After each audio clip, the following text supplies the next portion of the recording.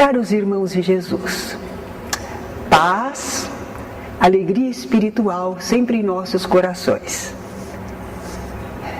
Vocês já imaginaram? Nós estamos acostumados com o nosso mundo corpóreo. Vamos imaginar o mundo dos espíritos? Seres inteligentes, que habitam o espaço todo, que habitam mundos diferentes do nosso,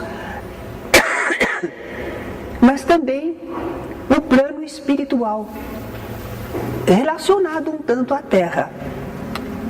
Então pensemos neles. Como será que eles estão? Nós aqui estamos agrupados como alunos ou participantes de um estudo. Mas como será no mundo espiritual? Estão todos soltos, separados, se movimentando para lá, para cá? Como será, não? Nós sabemos que nós espíritos, encarnados ou não, nós somos todos filhos de Deus. Constituímos uma grande família universal. Essa é a grande família. Mas nós gostaríamos de saber como é que eles se organizam do lado de lá.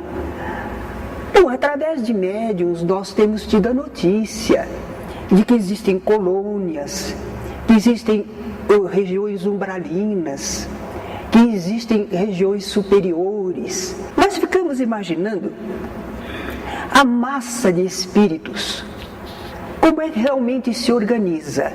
Eu acho que podemos comparar assim.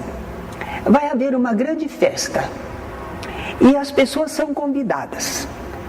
Sejam crianças, jovens, adultos, mais idosos, todos estão chegando ao grande salão para a grande festa. Estão todo mundo misturado, não é? Parece que não há uma ordem. Mas se nós aguardarmos um pouco, nós vamos ver que as pessoas começam a se agrupar. Elas se agrupam de acordo com o quê? Os interesses, afinidades, idade, não é? Então todo mundo chegou, parecia que estava misturado, a massa. Mas daí a pouco eles formaram famílias. Então no plano espiritual, é assim que os espíritos se agrupam e formam famílias, atraídos pela afeição, pela simpatia, semelhança das inclinações. E é claro que, sendo assim, eles se sentem felizes por estarem juntos, não é? No plano espiritual, a gente não está estacionário. Espírito é espírito e sempre espírito, sim, mas ele evolui, ele progride. Então imaginemos que os espíritos estão aprendendo, estão se desenvolvendo com aquilo que eles podem no plano espiritual. Aqui na Terra eles vêm para porem à prova aquilo que aprenderam, aquilo que exercitaram, vêm testar e colaborar nos desígnios do Criador para organizar este mundo, trabalhar com os seres e as substâncias deste mundo. Muito bem. Então eles têm também progresso, eles não ficam sempre iguais. Agora imaginem que naquelas pequenas famílias que se formaram por afeição, por simpatia, semelhança das inclinações, alguns dos espíritos não estão progredindo tão bem. Por quê? O progresso é uma coisa igual para todos? Não é. Nós vemos aqui na Terra, não é? Então pode ser que alguns deles não estejam progredindo tanto quanto o grupo todo. E o que vai acontecer? Vai acontecer que ele vai ficar desgarrado, que ele não vai se entrosar mais tão bem. Mas o grupo não quer isso, nem ele quer. Eles querem estar juntos. Então, os mais experientes estimulam aquele retardatário, ajudam para que ele se recupere e possam estar sempre juntos, para que não haja separação entre eles. Mas eles não vão ficar para sempre do lado de lá, vão? Eles ainda são espíritos que estão na erraticidade, no espaço entre duas encarnações. E vai chegar um tempo em que alguns deles já estão na hora de reencarnar. E aí? Aí então se separam. Aí se faz uma separação. Não faz não. Às vezes, uns seguem os outros e eles vêm se reunir aqui na Terra, às vezes na mesma família, ou então num círculo de relações onde eles vão poder se encontrar. Eles querem continuar trabalhando juntos pelo seu mútuo adiantamento. Claro que não vieram todos do grupo, mas uns acompanharam e estão aqui ao mesmo tempo, na mesma época de reencarnação. E se uns reencarnam e outros não, aqueles que ficaram, por exemplo, do lado de lá, ficaram separados? Como é que eles podem se unir? Como é que eles podem ter uma comunhão?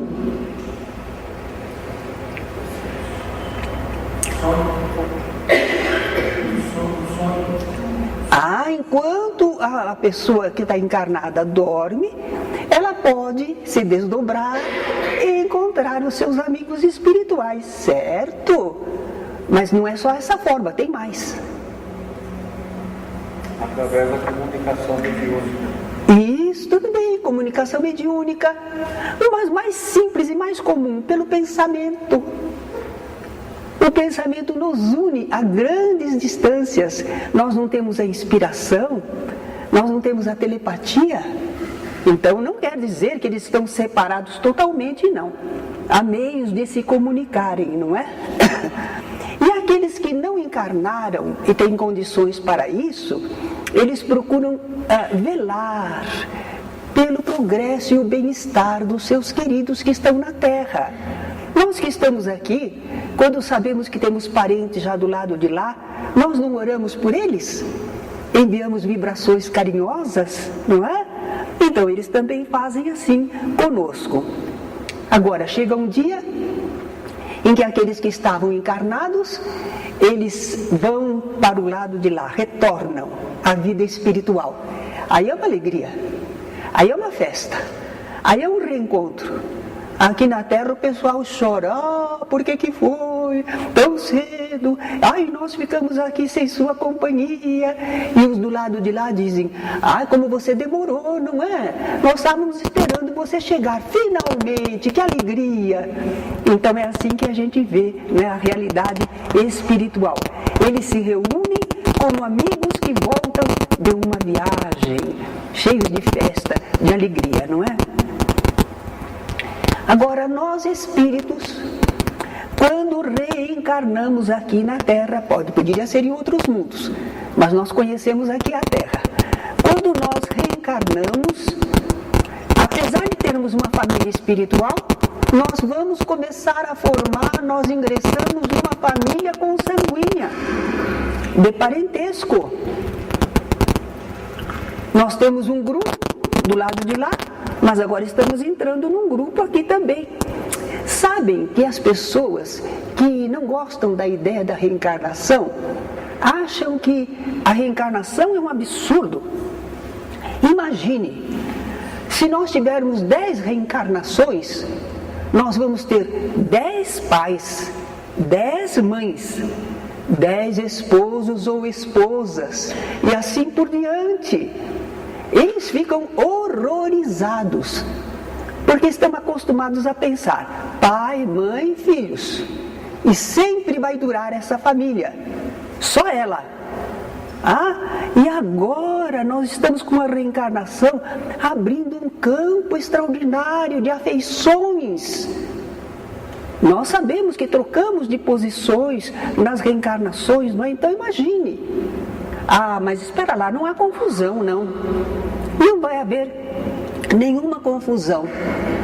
Porque o que vai restar da nossa reencarnação serão os laços por afinidade, afeição, responsabilidade. Então, esses laços perduram. Não importa se a pessoa era pai, mãe, esposa ou esposa, filho ou filha nosso. Continua o amor, o afeto, a responsabilidade mútua. É isso que perdura e não causa nenhuma confusão. confusão, não. Nós somos seres inteligentes, sabemos nos adaptar às possibilidades. Aliás, no mundo de hoje, a gente vê as famílias, não é?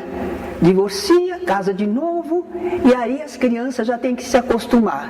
Tem 2 pais, 2 mães, tem outros irmãos, não é? E não se acostumam, e não vivem bem. Então, nós também, em relação à reencarnação, não teremos dificuldade, não, porque aumentamos o número de relacionamento familiar. Outros dizem que a reencarnação destrói os laços de família. Como?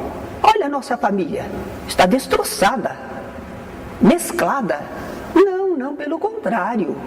Se fosse uma única existência, uma vida única, aí sim é que dividiria. Já imaginaram?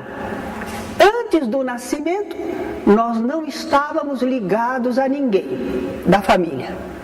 E quando nós morrermos, poderemos também não estar ligados mais à nossa família. Um vai para o céu, outro vai para o inferno. Olha lá a separação. Aí sim é que divide. Não é a reencarnação que divide a família. São essas ideias antigas que nós possuímos, mas estamos tão acostumados que não pensamos a respeito, não é? Os laços que unem as pessoas de uma família corpórea, se forem puramente materiais, eu estou com essa pessoa porque é minha mãe, eu respeito esse homem porque ele é meu pai, eu cuido destas crianças porque são meus irmãos. A pessoa está ligada por laços materiais, consanguíneos, laços de sangue. Mas é interessante que, observando as famílias, a gente vê que esses laços às vezes se extinguem com o tempo. A criança tem dependência dos pais, afeto, ligação, quando vai chegando aí nos 11, 12 anos, não quer saber mais do pai, da mãe, quer cuidar dos amigos, da sua tribo, não é? E às vezes fica moço ou moça, vai embora e às vezes não dá nem notícia. Um pai, às vezes abandona a família, também não dá mais notícias. Mãe é mais difícil que abandone a família, mas acontece também. Então nós vemos que se for objetivos puramente materiais, às vezes alguém casou por interesse, não é? E depois o interesse não deu certo, porque o que ela esperava ou ele esperava de riqueza, de renome, já não está tendo. Então o que atraía ele para aquele casamento já não atrai mais.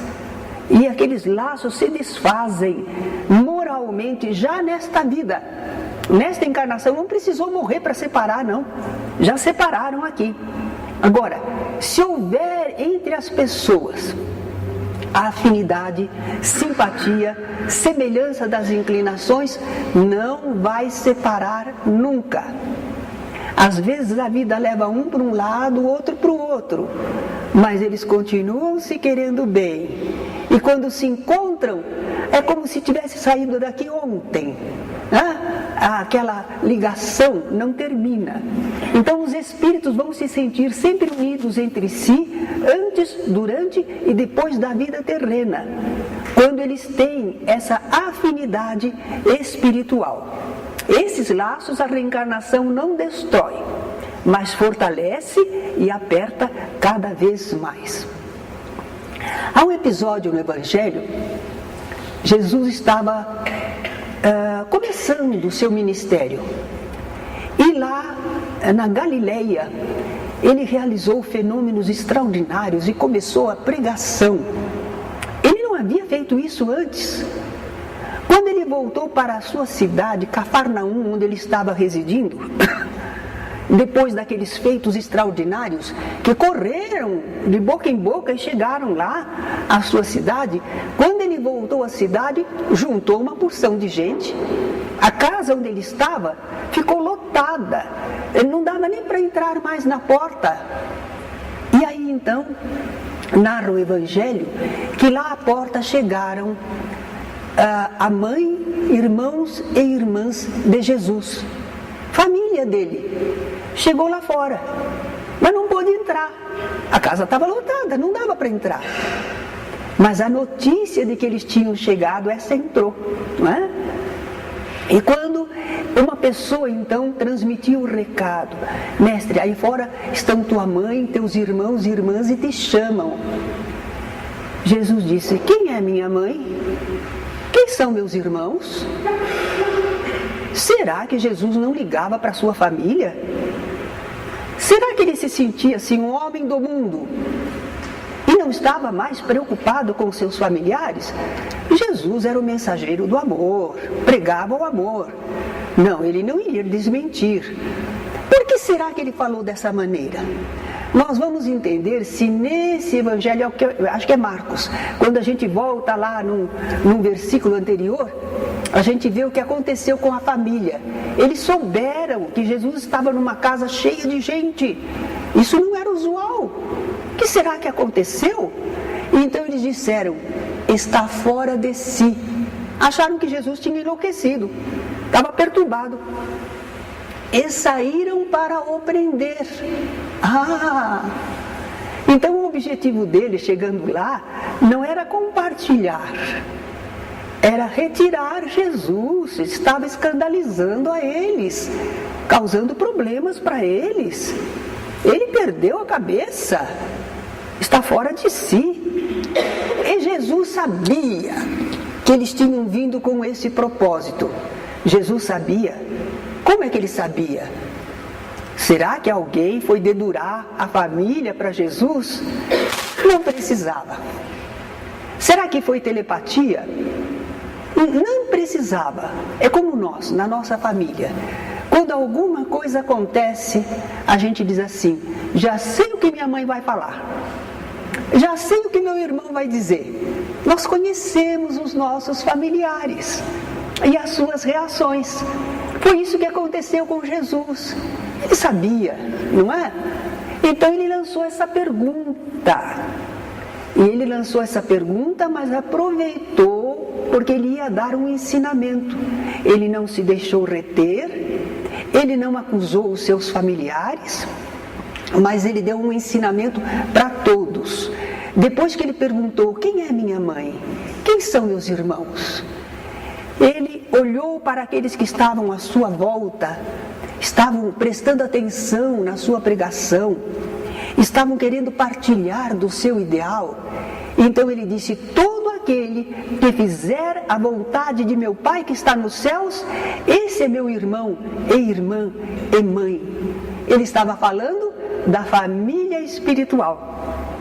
Aqueles que sintonizavam com o seu ideal, com esse interesse pelas coisas da alma, esses faziam parte da família de Jesus, não é?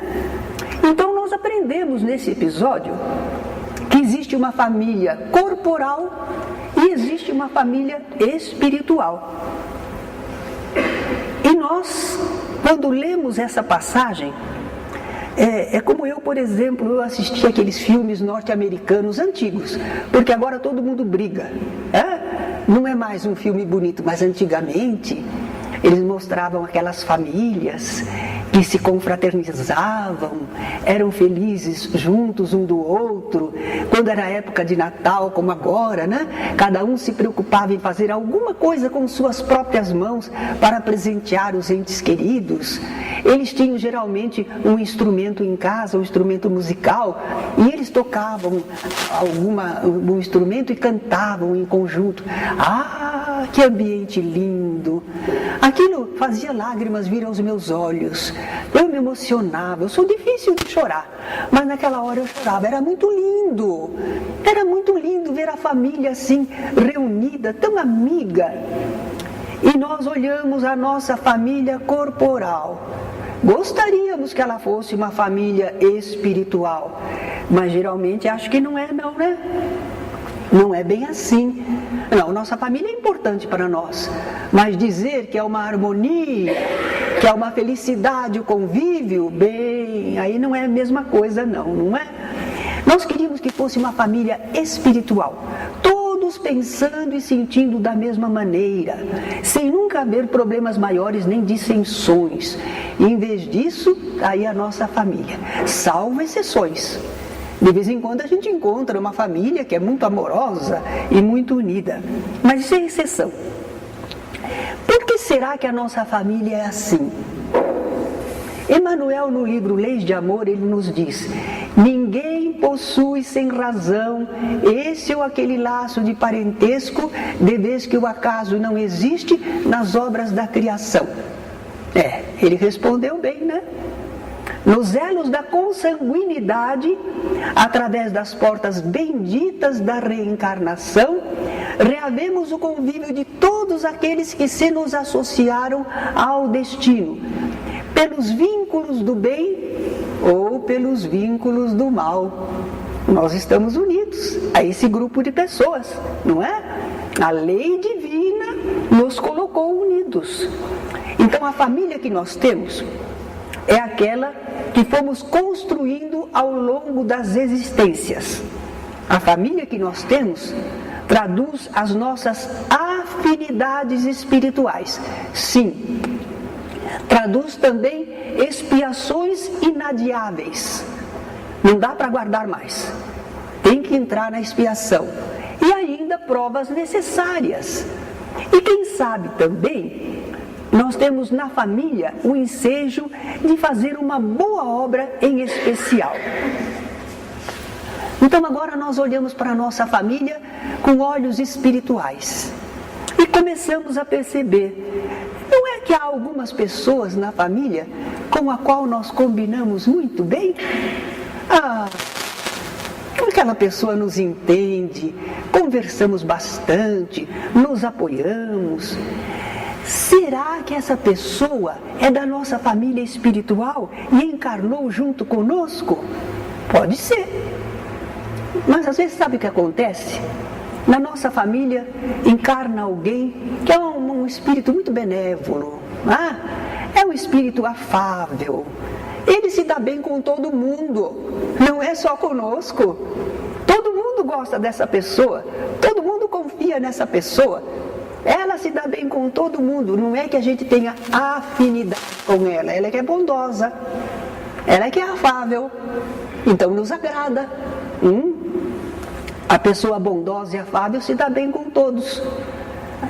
Mas, às vezes, nós temos pessoas assim na família, tão formidáveis, mas nós vemos que alguns irmãos não gostam. Por exemplo, tem um bando de irmãos e existe este que é bonzinho, esta que é boazinha e procura aconselhar, procura ajudar, mas os outros que querem farra, que querem confusão, dizem assim: e santinho, e santinha, sempre querendo mandar na gente.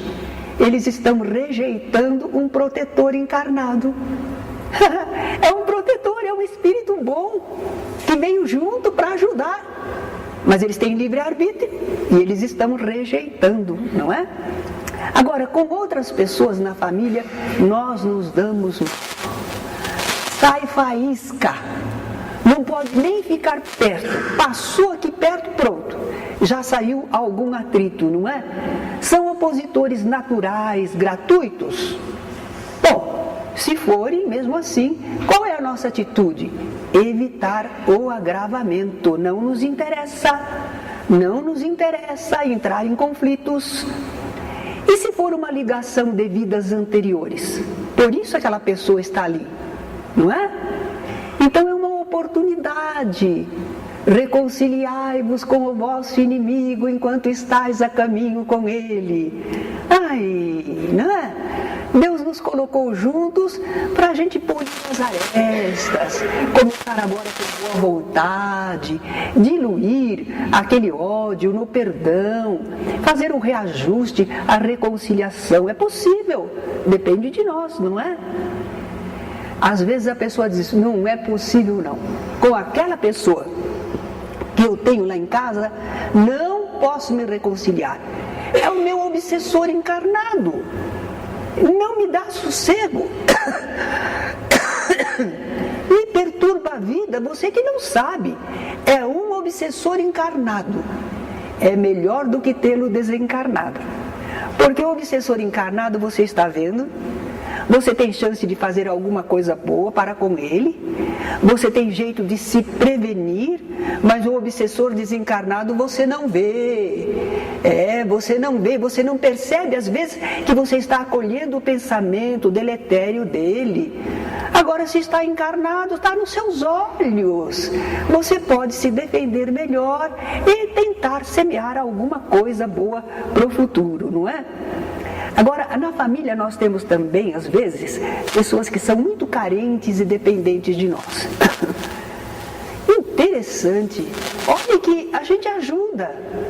A gente faz tudo para a pessoa ficar em pé, bastar a si mesma. Mas a gente acaba de fazer todo um trabalho para com aquela pessoa, daí a pouco ela está caindo de novo. Já está desarvorada de novo. A gente se esforça para que a pessoa siga no seu caminho, mas não dá. Ela não consegue. Por que será que ela está conosco? Será que seremos devedores ou responsáveis? Porque a pessoa é assim. Às vezes, numa vida anterior, a gente abalou a confiança da pessoa. A gente desestruturou a pessoa. E agora a pessoa é assim. Ela não tem autoconfiança. Ela não tem condições de perseverar. Ela desanima, ela se perturba, ela se desequilibra. E a nossa obrigação é ampará-los, recuperá-los, por isso que está ali ao nosso lado. Deus não nos condena para sempre, mas nos diz assim: meu filho, aí está teu irmão. Você prejudicou a ele, agora você ajuda ele, recomponha. Então lá vai uma encarnação inteirinha, procurando recompor a pessoa. E a gente acha ruim, sem saber que é a misericórdia divina ainda, né? Não, eu acho que eu não deveria nada a essa pessoa, não, acho que eu não fiz nada para ela. Não fez? Então está aí uma oportunidade maravilhosa. Sem dever nada, você tem a oportunidade de servir, de ajudar quem é necessitado. Se quer fazer caridade lá fora, faz caridade aqui em casa, não é? Na família também nós às vezes temos pessoas que são muito diferentes de nós. A gente sempre ouve as histórias da ovelha negra. Aí todo mundo seria bonzinho e alguém não é. Não estou pensando nisso, não. Eu estou só dizendo que é diferente. Eu não disse que é mal. É diferente. A família toda tem um modo de criação, tem um modo de pensar na vida, tem um modo de comportamento, aceito por todos. Mas aquela pessoa é diferente.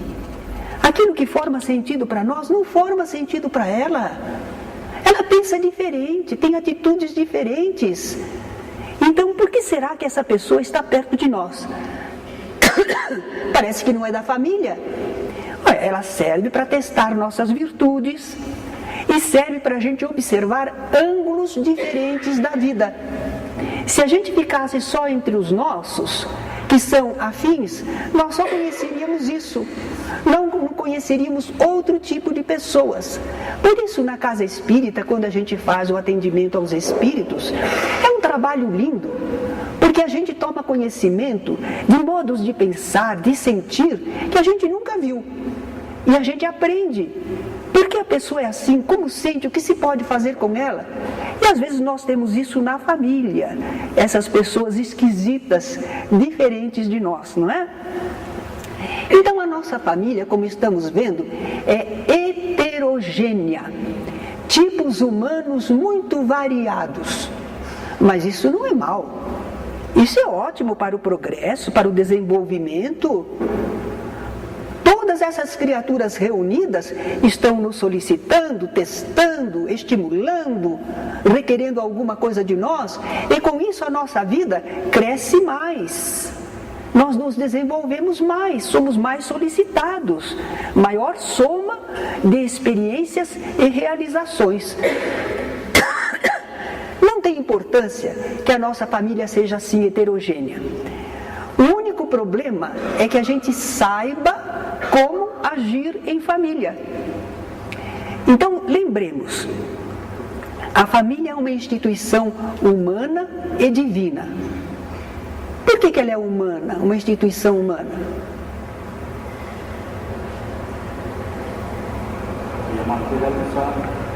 Há leis no nosso mundo que reconhecem a família, regulamentam os direitos e deveres, não é?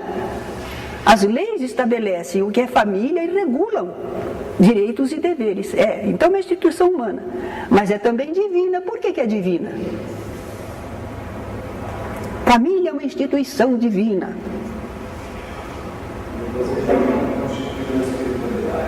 Como?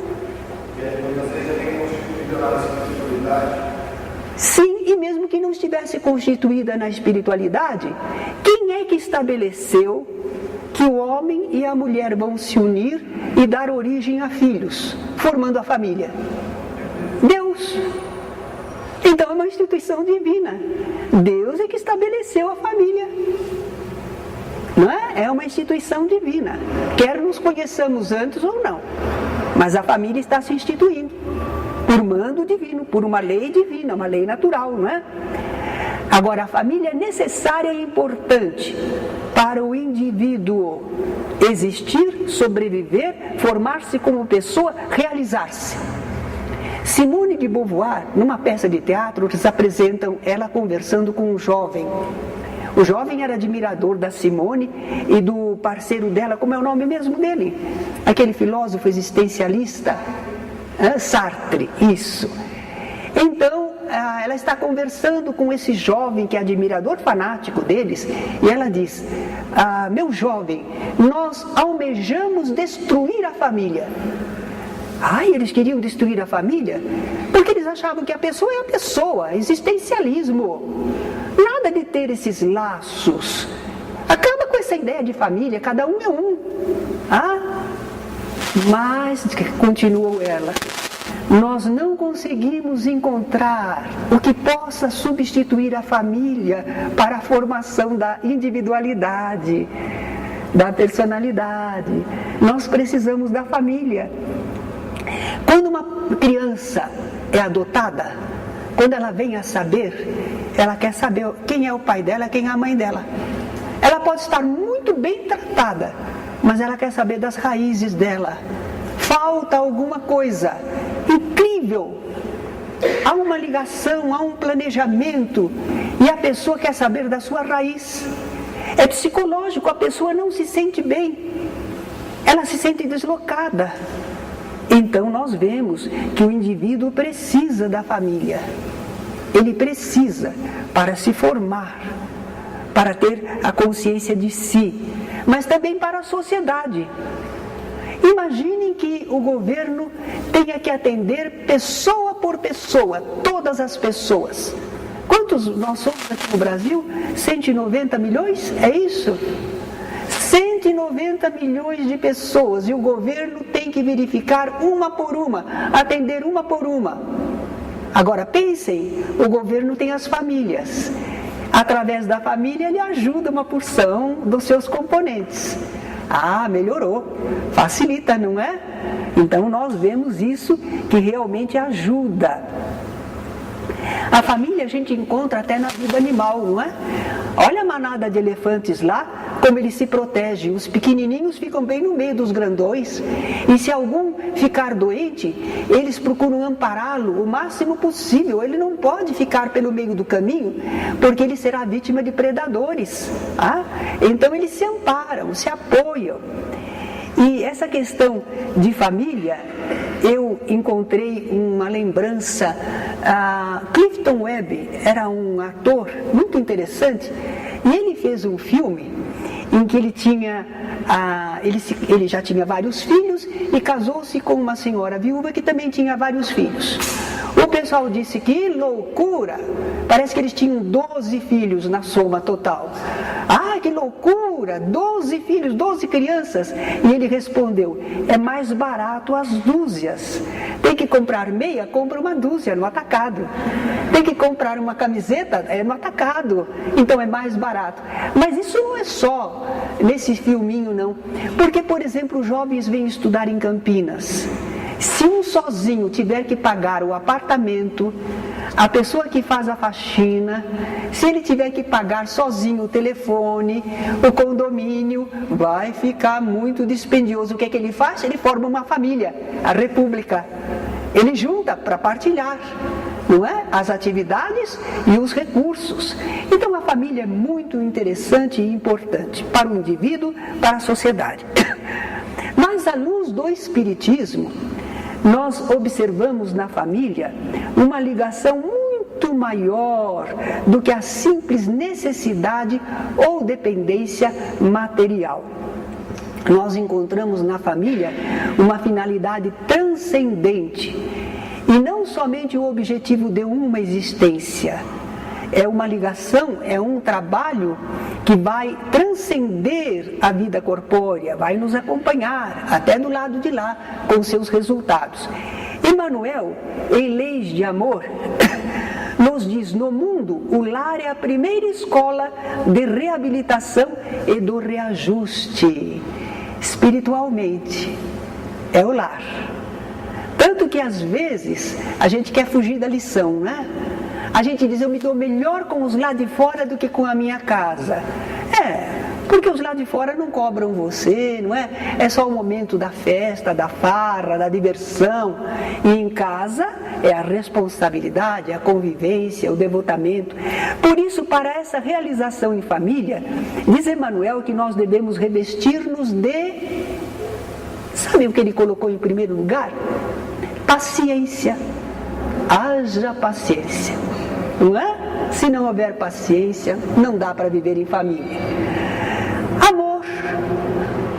Amor. Eu sempre me lembro de uma historinha que uma menininha de uns 7 anos estava carregando um irmãozinho de 2 anos, mas gordinho, gorduchinho mesmo. E ela arcada ao peso do irmão, né? Uma senhora falou: ah, menina, ele é muito pesado para você. Ela disse: não é pesado não, é meu irmãozinho. O amor não deixava pesar, não é? Então, paciência, amor, amor. Mas também compreensão. Eu pensei que quem ama compreende. É nada. Eu te amo, mas eu não te compreendo. Quantas vezes, não é? A gente vê isso na família. Não, eu gosto de você, mas olha, não compreendo como é que você age e o que você pensa.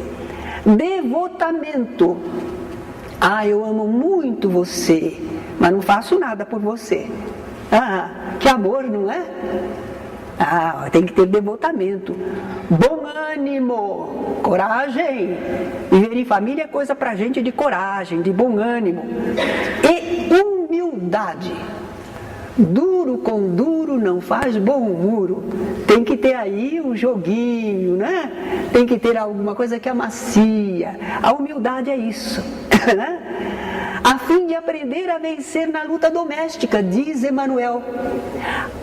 Pode deixar comigo, o Senhor talvez nos diga: não se preocupe, eu já venci na minha família.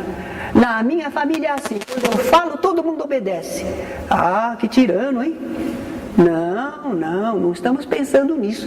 Não é vencer os outros, é vencer-se e as dificuldades na convivência. É triunfar sobre as nossas imperfeições, controlar a agressividade, superar egoísmo, a tendência à inércia. Tudo isso, vocês veem como, se nós vivermos bem em família, nós nos desenvolvemos espiritualmente? São exercícios admiráveis que a família nos exige, não é? E se nós pensamos que a família é estorvo, é problema, é karma, é castigo, se nós pensarmos como o apóstolo Paulo, nós vamos entender o valor da família. Diz ele: se alguém não tem cuidado dos seus, e principalmente dos da sua família, negou a fé. Olha, negou a fé por quê? Bom, porque a nossa convicção é amar a Deus e ao próximo.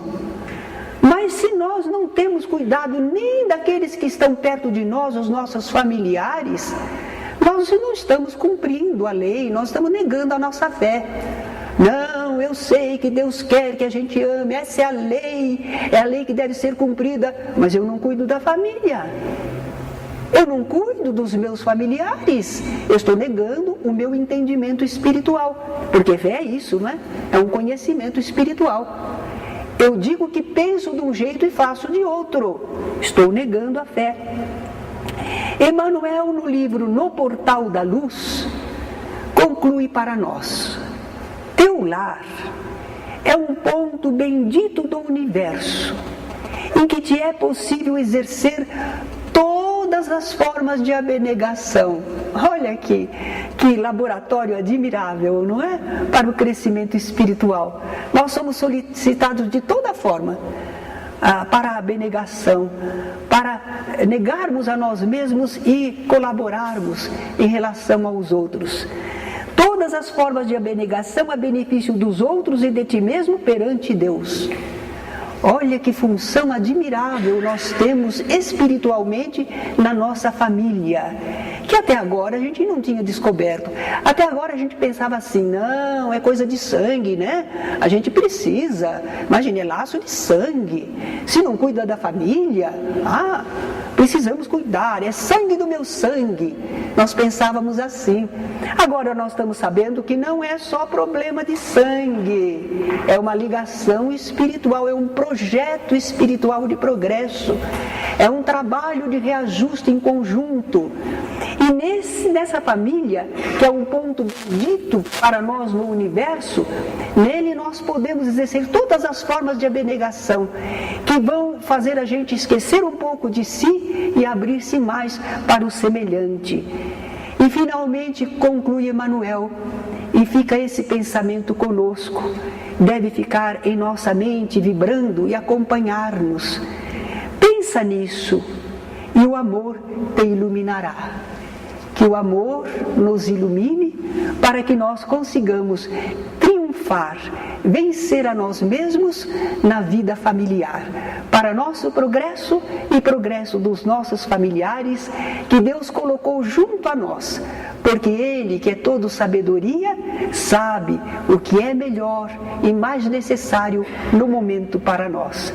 Então que Deus nos abençoe e que nós sejamos aquela pessoa familiar que consegue fazer da vida em família um aprendizado, um serviço e, por que não, uma alegria espiritual constante. Obrigada.